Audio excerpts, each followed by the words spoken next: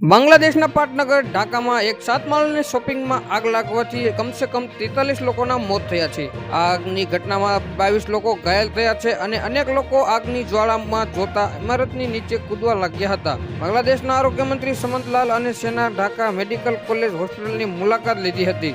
ત્યારબાદ તેમણે જણાવ્યું હતું કે અત્યાર સુધી 43 લોકોના મોત થયા છે અને હજી આ આંકડો વધવાની આશંકા છે. તેમણે જણાવ્યા મુજબ મુખ્ય હોસ્પિટલમાં આશરે 40 લોકોને દાખલ કરવામાં આવ્યા હતા. આ ઇજાગ્રસ્તોને અનેકની હાલત ગંભીર હોવાથી મૃતકાંક વધવાની આશંકા છે.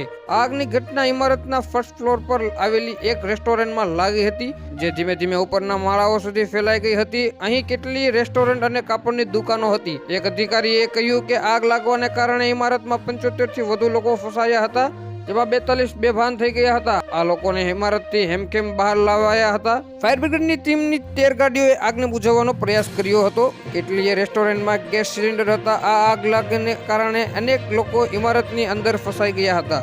અત્યાર સુધી આગ લાગવાનું કારણ માલુમ નથી પડ્યું. ફાયર બ્રિગેડની ટીમે મહામહેનતે આ આગ પર કાબુ મેળવી લીધો હતો. પળે પળની અપડેટ મેળવવા માટે મારી ચેનલને લાઈક કરો, સબસ્ક્રાઇબ કરો અને બાજુનું બેલ આઇકન પ્રેસ કરો, જેથી કરી અમારા દરેક વિડીયોની નોટિફિકેશન આપને મળતી રહે.